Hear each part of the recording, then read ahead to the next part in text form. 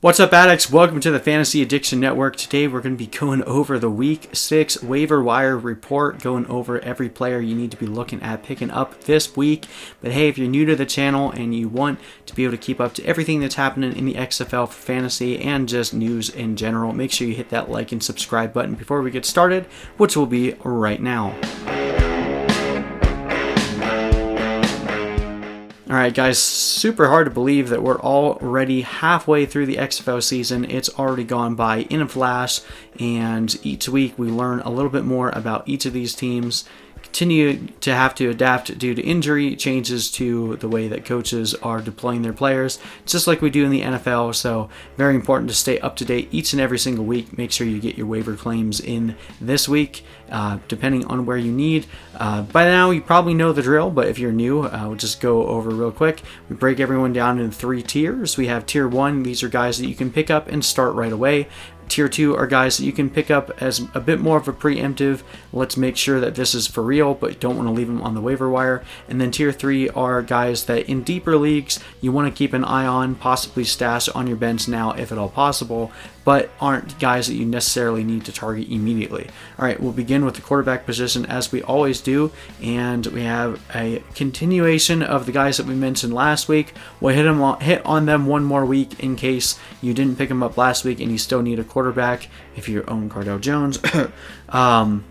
These are guys that you should be targeting. Okay, beginning with Taylor Cornelius, the quarterback for the Tampa Bay Vipers. 22-34, 300 yards, 2 touchdowns, 2 interceptions, 45 yards on the ground, and another touchdown in this one. Has been getting it done. The Vipers offense has looked consistently better each and every single week, and that trend should continue because now they're in a desperate situation where they need to basically win the majority of the rest of their games if they want to have any chance at making the playoffs. Taylor Cornelius is getting it done for his team, and he can get it done for your fantasy team too.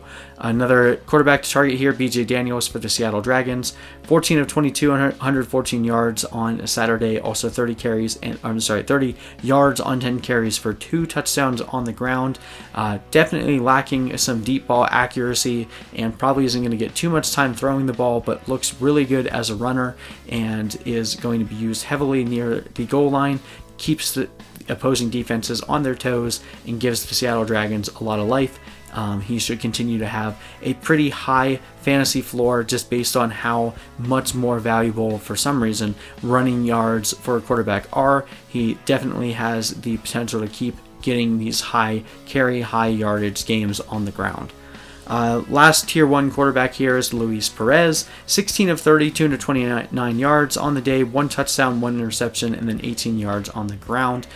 Definitely has a lower ceiling than the 2 guys mentioned before, but has been very much a consistent game manager for this team, which is exactly what New York needs. If you need stability at your quarterback position and don't want to take any risks, I think Reece Perez is a pretty good guy there for you. All right, let's get into a little bit more of the speculative adds. We have Eric Dungey for the Dallas Renegades. Did not play this week, but Philip Nelson has been playing terribly. Would not be surprised if we heard the news at some point this week that Eric Dungey was going to get the start until they get Landry Jones back here in the next couple weeks.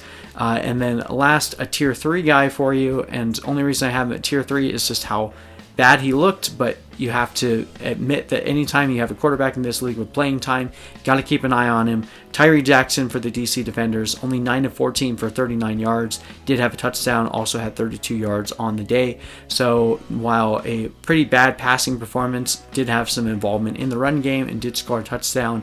If they do end up moving off of Cardale Jones completely and they don't pick up another quarterback, Tyree Jackson is still going to be worth rostering, even though he's not the most exciting option. Okay, let's jump over to the running backs. Have quite a few names to go over here. Only one guy in our tier 1 category, guy you need to pick up and start right away. Finally had his chance to shine and show what he was able to do. Jhurrell Pressley, 15 carries and 107 yards against the St. Louis Battlehawks. Also had 3 catches for 12 yards. No touchdowns on the day, but you have to expect DC to figure their offense out at some point, and this run game is finally getting going. Jhurrell Pressley was a huge reason for that. All right, let's look at some tier 2 guys here in the running back position, beginning with Justin Stockton of the New York Guardians. He's only been active 2 of 5 games this season, but the 2 games that he has been active, he's looked electric every time he's touched the ball. Only 5 carries, but 41 yards and 1 catch for 8 yards on the day. Do look for them to continue to get him more and more involved. He's playing much better than Tim Cook and is a very nice 1-2 punch with Darius Victor. Rational coaching assumes that they will use Justin Stockton a lot more going forward. Next running back here, Andre Williams for the Houston Roughnecks. Definitely still getting outplayed by James Butler, but looked a lot better in this one. 10 carries for 54 yards. James Butler still getting the goal line carries, so definitely limits Andre Williams' upside, but as a handcuff option, if you have James Butler, Andre Williams should probably be rostered if you have the bench spot for him. And then Dujuan Harris for the LA Wildcats, last guy here in tier 2. Looked pretty bad on the day, 9 carries for 7 yards, but he did have the goal line touchdown. This is a very explosive offense, so if he ends up being the predominant goal line guy, he could have plenty of value just based off of that alone. Did get to start on the day, but there really wasn't much rushing to speak of from this team, and that's pretty much been their MO since the beginning of the season. So maybe the only running back that will have any value in the system is the guy that gets it into the end zone, and that could very well be Dujuan Harris going forward. Last guy here, want to mention someone in the tier 3 category, just a preemptive pickup, Tarean Folston for the Tampa Bay Vipers. The Vipers have had the best running attack in the entire XFL, and Jacques Patrick got hurt on Sunday. Not sure the extent of his injury, but if he misses any time, Tarean Folston would end up coming in as that running back 2 outside of Devian Smith. So just a name you want to keep an eye on. Okay, let's jump over to the wide receivers here, beginning with Colby Pearson for the New York Guardians, has been the favorite target of Luis Perez. 5 of 6 on the day, 95 yards and 1 score. They continue to yo to him pretty often, especially in high leverage situations. We saw what he can do when he gets targeted deep down the field. Makes for a really nice inside option outside of Mikael McKay. That should be the main 2 predominant pass catchers for New York going forward. Next guy here in tier 1, Saeed Blacknall for the LA Wildcats. Only 3 of 7 on the day, but 78 yards, 1 touchdown, had a carry for 16 yards. You can definitely tell there's still a little bit of rust being knocked off between Blacknall and Josh Johnson. Couple of routes where Blacknall ran a slightly different route than Johnson was expecting. Even though he got himself wide open, the ball just wasn't quite there. Could have had a much bigger day. I expect them to figure that out going forward. He looks very explosive out there, and the Wildcats sorely need explosive playmakers from the receivers right now, considering the amount of injuries that they're having. Blacknall's value could continue to rise. The 2 wide receivers here from Tampa Bay, we'll kind of talk about them as a group. Reece Horn, 9 of 11, 90 yards and 1 touchdown. And then Jalen Tolliver, 4 of 7, 95 yards and 1 touchdown. We've really seen a lot of back and forth between these guys. One week, Tolliver will have a good game. The other week, Horn will have a good game. Obviously, this one, there were a lot of points scored, so it was to be expected that both of these guys would have a good game. It's kind of hard to fully endorse either of these guys when they're both playing pretty decently, but it does look like their value does still shoot up this week because of the lack of involvement of the tight ends, and especially if Jacques Patrick misses any significant time, this team is going to have to rely more on the passing game, which would help both Horn and Tolliver there outside of Daniel Williams. Let's jump down to tier 2, beginning with Sam Mobley. 6 catches for 9 yards on the day, 6 catches on 9 targets and 95 yards on the day. He basically took the place of Sammy Coates, getting a lot of deep downfield shots there for the Houston Roughnecks. Looked really good on the day. We were expecting him to break out last week. We were just a little bit early.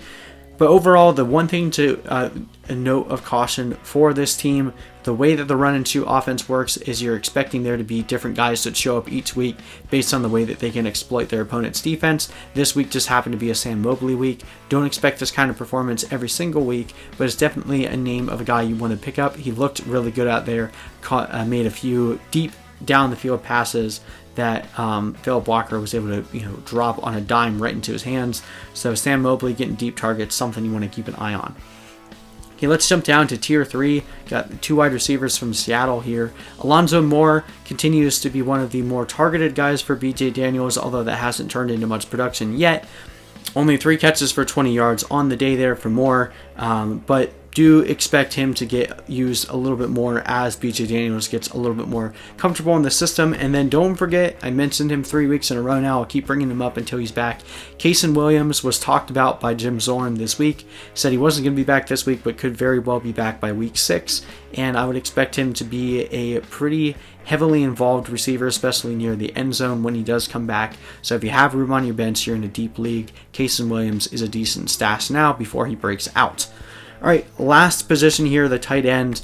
Not really many big names to mention this week. Do want to throw out one there for you guys if you're in need. Dujuan Hampton for the LA Wildcats. Only 2 catches for 14 yards on the day, but one of those was for a touchdown. It was a very athletic go up and grab it touchdown. And if Brandon Barnes' knee injury that he sustained on Sunday is serious at all, Dujuan Hampton could see a decent bit more playing time, and right now tight ends have been pretty rough all around, so having a tight end that is getting targets in the red zone is definitely one to keep an eye on. So Dujuan Hampton falls in there. I would consider him a tier 2, even though he would probably jump up to a tier 1 if we find out that Brandon Barnes' injury is severe. Anyway, that's pretty much it in terms of waiver wire targets this week. If you guys have any questions or comments, hit me up below. Check out my website, fantasyaddictionnetwork.com, for more information on these waiver targets, rankings, everything that you need to be able to manage your fantasy teams. And make sure you hit that like and subscribe button for more XFL and fantasy content each and every single day. Thank you guys so much for watching, and I'll see you in the next video.